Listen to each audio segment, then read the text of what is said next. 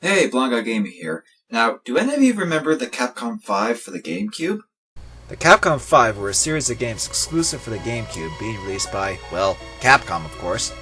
These included Resident Evil 4, Beautiful Joe, Killer 7, Dead Phoenix, and Project No. 3, or P.N.03 as it's most commonly called.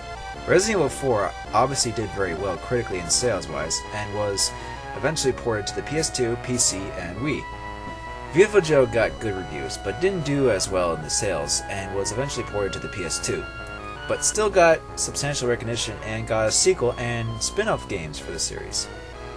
Killer 7 got released for both GameCube and PS2 at launch, and got mixed reviews and mediocre sales, but gained a cult following which essentially introduced North American gamers to Suda51 in Grasshopper Studio, which later on made the successful No More Heroes games. Dead Phoenix was cancelled, which leads us to the final Capcom 5 game, P.N.03. This was the first of the Capcom 5 to be released, but ironically has the worst reception and sales. In fact, according to Wikipedia, only about 13,000 copies were sold in North America, making this a pretty obscure game to come by. Although one thing worth mentioning is that out of all the released Capcom 5 games, this is the only one that stayed as a GameCube exclusive. But one main question still remains: how is the game? P.N.03. Well, the game starts you off as Vanessa C. Snyder, no relation to Rob Snyder, thankfully, who is a mercenary hired by a mysterious client to stop the Computer Arms Management System, or CAMS for short, which has gone haywire due to cliched artificial intelligence plot syndrome, and the area is naturally filled with hostile robots. Oh, and CAMS apparently killed Vanessa's parents. How is that for contrived character background and motivation? Damn you, cliche plot device! I will have my revenge! She utilizes a suit that enhances her mobility and shoot energy projectiles out of her hands. So think of Vanessa as a prototype female Iron Man. Kinda. The basic concept is to run through the level and shoot robots, though it doesn't play exactly like a typical third-person shooter. I'm not sure if it's Capcom's trademark or something in third-person shooters, but you can't move while shooting. You can, however, use the shoulder buttons to dodge with somersaults and time your shots and dodges accordingly. Besides the standard palm shots, you also have special attacks called energy drives. To use them, you have to use the D-pad to tap a simple combination, then the shoot button to fire off a special shot and strike interesting poses.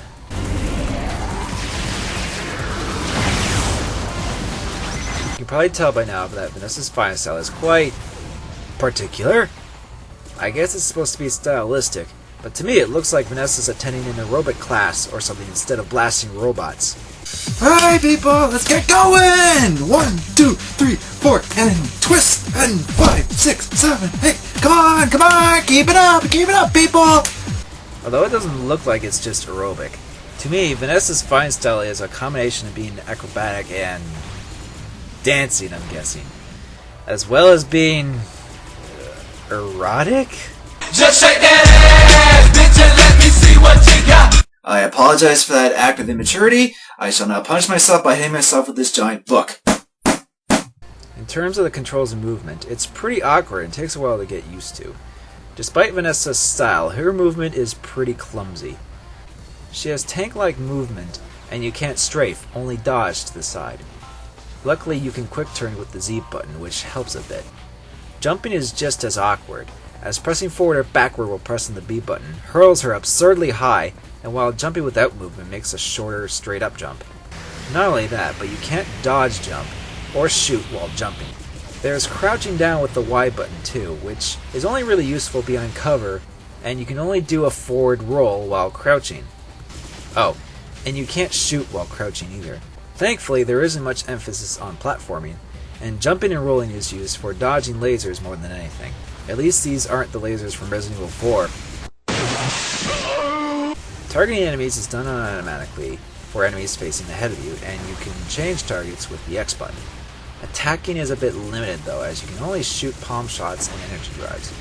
Palm shots are always done by mashing the A button, unless you have a suit that has an upgradable automatic fire slot, which you then simply hold down the button and give your thumb a rest. Vanessa doesn't even have a standard close range attack, since most of the time you'll be shooting robots at a distance. but a melee attack of some kind would have been useful. The camera can also be a bitch at times.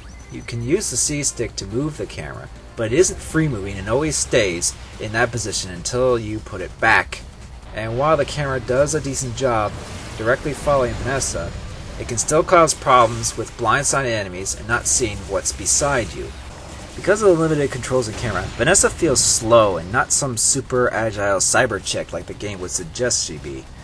So the overall feel is pretty crippling compared to other third-person shooters. Still, it is possible to get used to the design and gameplay, but not without going through a learning curve. The main objective of the game is to go through the rooms of levels and clear out enemies along the way. Clearing a room results you with point bonuses in addition to points gained through blasting robots. You can also obtain more points by keeping a combo going for destroying subsequent enemies in a row. Points go towards purchasing upgrades for your current suit, continues, and new suits which differentiate in power, defense, automatic fire, energy, and energy drives that can be purchased at the end of every mission or in these pink spears in the middle of levels. Wait, did I say continues earlier? Yes, if you die during a mission, you can use a continue, which baffles me that a game in this generation uses to start off in the room you died. But if you use up all your continues, it's game over and you have to start at the beginning of the last cleared mission you saved. However, there are continues you can collect throughout the game, both in the store and throughout the levels. At the end of each level, you usually fight a boss or an onslaught of robots. Then you can save the game, purchase aforementioned items, change your suit, which can also be done in the pink spears, or do trial missions. These are basically bonus levels that are slightly less linear, and the only real purpose is to gain additional points. One thing I should mention about these is that you can finish these without clearing all the rooms, but you get fewer points and you won't unlock additional trial missions for that level. In terms of graphics, P.N.03 is a mixed bag. Vanessa's character model does look pretty good, but other than her various suits and some smattering of neon-colored projectiles and items, everything is kind of bland and colorless. And the generic sci-fi corridors and levels start getting reused to add to the monotony. It's like the game was made with a user level creator or something. The music presentation, on the other hand, is quite good and is my favorite part of the game. The techno music really does add a lot to the game, to me, and helps cope with the generic background graphics. There's a different song for each level, so thankfully it doesn't get too repetitive. Even Vanessa seems to dig the music herself, oddly enough. However, repetition is still the main problem of the game. It really just boils down to shooting down robots in blank corridors and once in a while outside, occasionally dodging laser grids, buying upgrades and or suits, get more powerful special attacks, fight a boss or robots, rinse and repeat. It also doesn't help that the enemies and level designs have little variation. Even the music will start to get annoying if you spend too much time in a level. While this game is repetitive, bland, and the story nothing special, it's still an interesting GameCube game. The stylistic shooting is an interesting concept, and it's an overall decent shooting game. But just be prepared for some limited and awkward controls, and samey gameplay throughout. And I also recommend they actually start this game out on easy, because if you start on normal, chances are you will get very frustrated with the learning curve. Still, if you want to pick up a game that's unique in its own right, then I'm not stopping you. But at the same time, it's not the best game you could get for the GameCube. This is the Blondeguygamer. Thank you for watching my review.